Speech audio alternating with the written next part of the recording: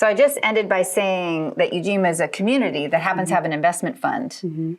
As if the investment fund were the only way that we are exchanging things, and it's not. And actually it brings us full circle to the conversation we had about money, because one of the constraints in the conversation is imagining that we are limited to working with, I'm going to call it fiat-based interest-bearing currency, i.e. the US dollar, right? A form of money that has a debt imperative and a growth imperative in it that's centrally backed by our government, is not the only basis upon which we can do exchange.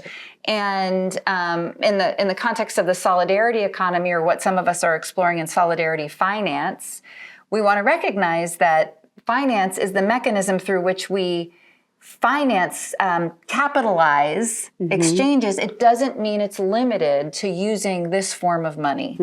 And that's really critical. We are in the process, we are engaged in the just transition, moving from an economy that's dependent upon the US dollar to some form of solidarity economy that has a complex coexisting basket of mechanisms for exchange. And Ujima has some of those.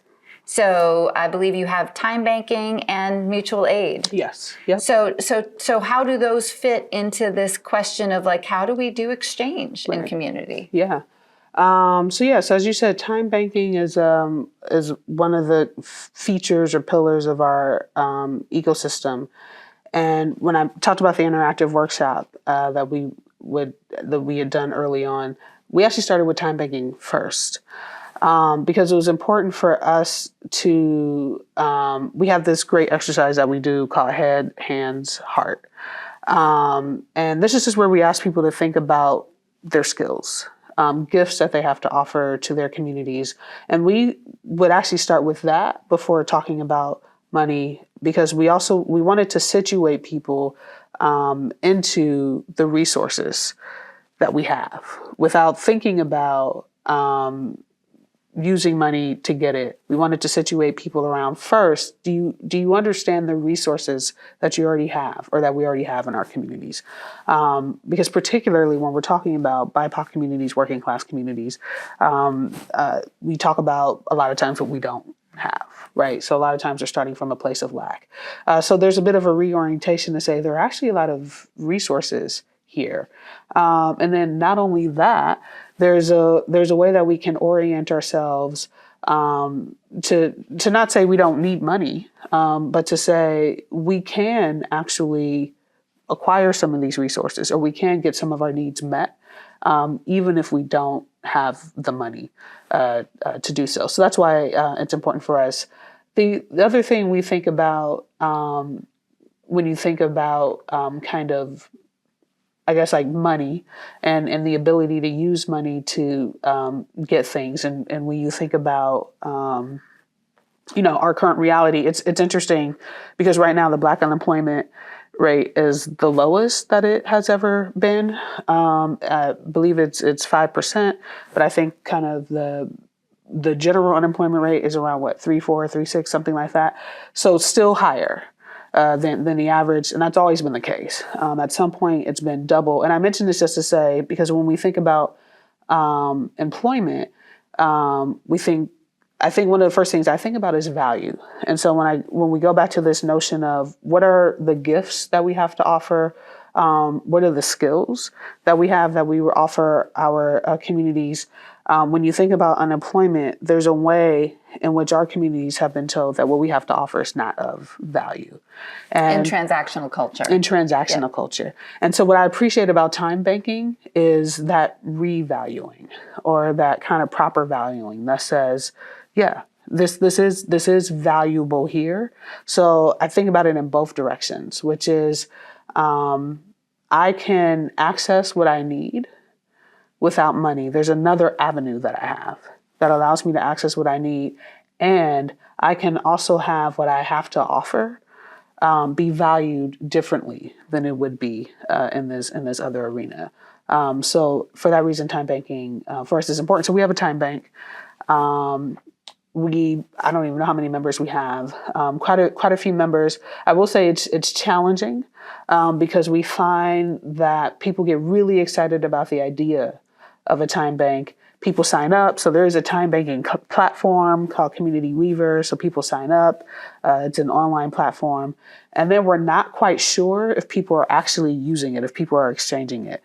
And so we are seeing that there is this kind of gap between the enthusiasm and between actually doing it. But what this is taking me to is taking me back to the frame that you provided from Cindy Suarez when we think of kind of power being practiced as opposed to acquired. And so this just makes me think of the role of practice. It's not a dominant form of interaction for us. And so I think the role that we see ourselves playing is working to provide more opportunities for people to practice so that it becomes less uncomfortable, even though it's exciting. It becomes less uncomfortable, and it becomes more a part of our way of life. Let me just break time making down a little bit. Yes, So it's basically an hour of my time is worth an hour of your time. Yes. Whether I'm a doctor or I'm taking your grandfather on his visit to the hospital. Yes. Like my time is equal, right? Go back to that head, hands, heart. Let's just do it. Yeah. So let's just do it. I'm going to exchange, you and I are going to time bank with each other. So take me through that quickly. All right. So quickly. Head is, Deborah, something that you know. That you can teach, that you would like to offer to complex your adaptive communities. systems. Complex adaptive systems. All right. If anybody wants to learn. Hands is something you can do or make. I'm pretty good in the garden. All right. So garden, complex adaptive systems, and then heart is something that you're passionate about. Songwriting. All right. So Deborah, you are able to offer to your communities thinking or learning about complex adaptive systems, gardening, and songwriting.